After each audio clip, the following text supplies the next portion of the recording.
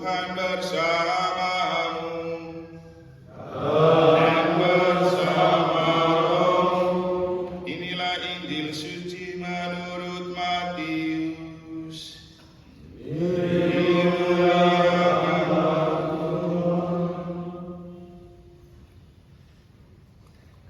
Sekali peristiwa, Yesus berkata kepada murid-muridnya, "Berbahagialah matamu karena telah melihat, berbahagialah telingamu karena telah mendengar. Sebab aku berkata kepadamu, banyak nabi dan orang benar ingin melihat apa yang kamu lihat, tetapi tidak melihatnya, dan ingin mendengar apa yang kamu dengar, tetapi tidak mendengarnya."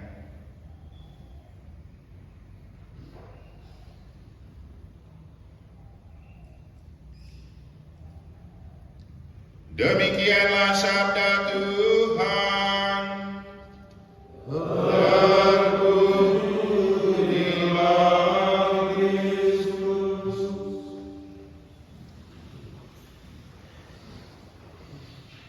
Proses tidak mengkhianati hasil. Romo Maksi, teman-teman Romo, adik-adik yang saya kasihi dalam Tuhan, itu adalah satu kalimat yang saya ingat dan saya petik dari seluruh rangkaian proses yang telah kita lalui selama kita mengikuti OGF. Proses tidak mengkhianati hasil. Orang bilang orang sukses suka proses, orang gagal suka protes. Kita telah melalui proses dan semoga itu membuat kita makin sukses dalam iman. Itulah harapan di hari terakhir sebelum kita kembali dan diutus ke tempat tugas kita masing-masing. Kalau memaknai kata-kata kitab suci, khususnya Injil yang telah kita dengar, sebenarnya kita adalah orang yang paling berbahagia. Jadi berbahagialah matamu karena telah melihat, berbahagialah telingamu karena telah mendengar, berbahagialah kita yang menjadi imam yang telah mengikuti OGF. Saya semalam berpikir begini, saya iri dengan kamu. Kenapa? Saya melalui imam muda tanpa melalui OGF. Sampai sekarang usia imamat saya 18 tahun belum pernah mengikuti yang namanya OGF. Bahkan istilah OGF itu baru mendarah daging terdengar di telinga setelah masuk sebagai pengurus Unio di Uskupan, lalu kemudian Unindo. Dan berkali-kali kakak Romo Maksi ini selalu mengingatkan, Eman, kita menjadi pengurus seperti ini bukan instan, melalui proses panjang. Saya bilang, benar kakak, saya sendiri mengalami itu. Saya masuk menjadi pengurus Unio Uskupan saat pindah ke Bali itu pada tahun 2015. Masuklah saya menjadi pengurus Unio Uskupan, menjadi sekretaris. Ternyata kerelaan itu membuat saya makin lumayanlah terbang dalam paguyuban Unio, sehingga mengenal Unio ini dan mengikuti beberapa munas. Dan kemudian di situ kita menemukan banyak hal dan bisa membuat kita menjadi imam yang bahagia. Karena apa? Kita menemukan hal-hal lain dengan muka-muka yang lain, karakter yang lain, dan kita menemukan banyak perbedaan yang kemudian membuat kita merasa bahwa kita bersyukur pernah bertemu dengan aneka wajah, tetapi punya satu hati dalam kegiatan Unindo. Dulu di Palembang saya pernah ikut,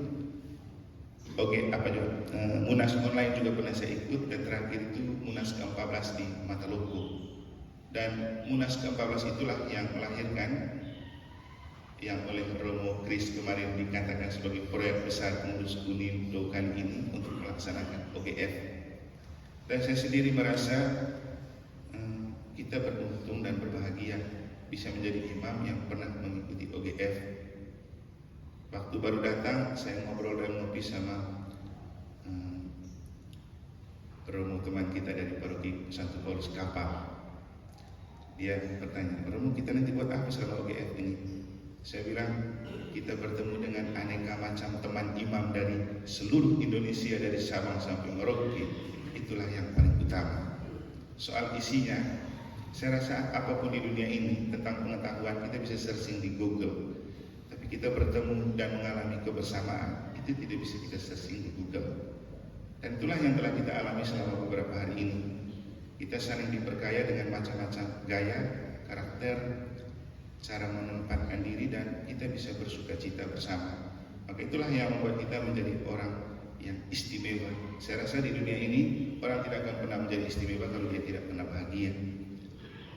Banyak orang istimewa tapi belum tentu bahagia. Tapi kita sudah menjadi orang istimewa, dibahagiakan terus oleh Tuhan. Lalu kadang-kadang kita merasa juga susah bahagia. Tapi sejatinya Tuhan memanggil kita untuk bahagia. Kita merayakan misa, sabda Allah diberikan untuk kita bahagia. Apalagi kalau liturgi zaman dulu ya, setelah baca Injil pasti selalu dibilang berbahagialah saudara-saudari. Nah, jadi kita dengar sabda Tuhan untuk bahagia. Nanti sebelum terima tubuh Kristus juga ada kata-kata berbahagialah saudara-saudari yang diundang ke perjamuan anak domba. Jadi kita bisa untuk bahagia. Dan kita menjadi istimewa karena kita adalah orang yang dipercayakan Tuhan untuk berbagi kebahagiaan itu kepada sesama lewat sabda, lewat Ekaristi yang kita rayakan.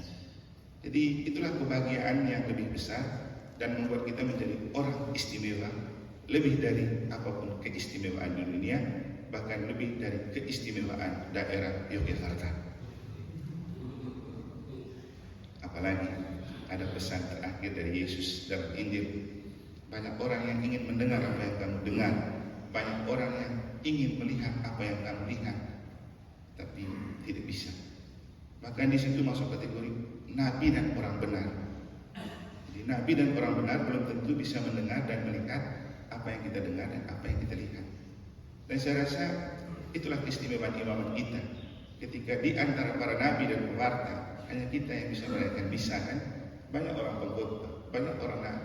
Dia bisa berceramah di YouTube banyak sekali, tapi apakah dia bisa merayakan misa untuk membuat Yesus itu betul-betul diubah menjadi manusia dan tinggal di antara kita? Hanya imam. Kita ini, walaupun model kita tidak ada potongan, justru dari potongan-potongan yang tidak ada potongan itulah Tuhan menjadikan kita menjadi orang istimewa. Jadi kalau kita lihat orang Frans Uti, mungkin kita merasa, tapi justru dari gerakannya yang kita lihat waktu dia joget, kita menemukan sesuatu yang istimewa dari Romo Frans Uti. Jadi itulah keistimewaan dan spesialis kita yang membuat kita perlu bersyukur, merasa bangga, tapi juga bahagia. Dan terakhir saya mau mengatakan begini. Kita beruntung menjadi peserta OGF di kali ini karena kita punya Bapak Ketua yang istimewa. Ada banyak keistimewaan beliau dan saya itu ikut karena mau belajar banyak. Nomor satu, dia seorang pakar komunikasi juga dan dia dokter komunikasi. Soal kepercayaan terlalu banyak. Selain ketua UNIU, dia juga ketua untuk paguyuban perguruan tinggi Katolik se-Indonesia ya. Dan habis ini dia ke Filipina untuk urus pertemuan itu. Juga ada satu lagi ketua yang lebih besar lagi yang dia miliki. Nanti beliau sendiri akan mengatakan, dan beliau adalah orang yang menjadi injury time menentukan orang menjadi imam karena pembina untuk para diakon di Kupang yang siap untuk dihabiskan. Jadi istilahnya Tuhan Allah kedua lah di dunia. Kalau beliau bilang diakon ini jadi tabis-tabis, kalau tidak jadi. Dan apa yang kita mau pelajari dengan kesibukan dan jabatan yang begitu banyak, dia tidak hanya punya hati untuk kita, dia hadir secara badani dari A sampai Z untuk tinggal bersama kita. Jadi hadir tinggal bersama itulah yang sangat istimewa dalam hidup, karena kita menjadi imam dengan banyak proyek dan kesibukan, tapi hadir bersama teman-teman itu yang sering diabaikan. Kita bersyukur kan kita bisa hadir bersama di sini dari Sabang sampai Merauke, dari yang berkelindungkan Paus Fransiskus sampai dengan Yakobus kemarin. Dan dan kita tetap ingat dengan pesan dari Romo Kristi di misa pembuka. Kita ini memiliki tema membangun pribadi yang imamiah. Imamiah dengan dibalut dengan alkitabiah dan alamiah, seperti yang disampaikan oleh Romo Ketua waktu awal kita merayakan misa. Tetaplah membangun pribadi imamat kita yang imamiah dalam balutan alkitabiah dan alamiah.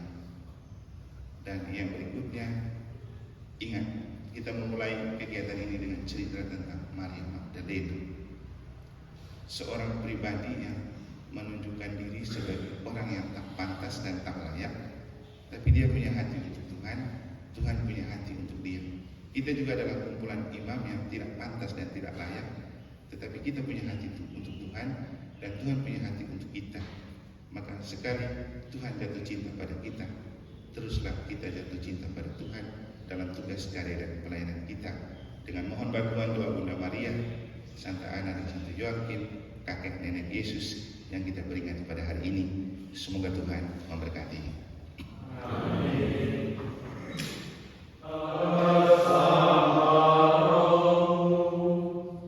Kakak Romo Maksi, adik-adik, rekan-rekan seimamat dan sepanggilan yang saya kasih dalam Tuhan, semoga tenaga kita masih tersisa,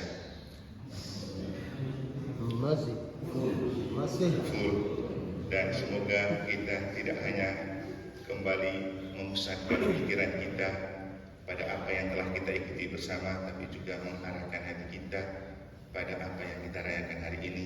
Karena ternyata perayaan Ekaristi hari ini secara liturgis juga memberikan sebuah kesimpulan dari seluruh perjalanan bersama kita beberapa hari di sini sebagai orang istimewa di tempat yang istimewa, dengan narasumber yang istimewa, dengan pengurus dan ketua unio yang istimewa. Dan itu disimpulkan oleh kata-kata Yesus ketika dalam Injil dia berbicara begini, banyak nabi dan orang benar ingin mendengar apa yang kamu dengar dan melihat apa yang kamu lihat, tetapi mereka tidak mampu mendengar dan melihatnya.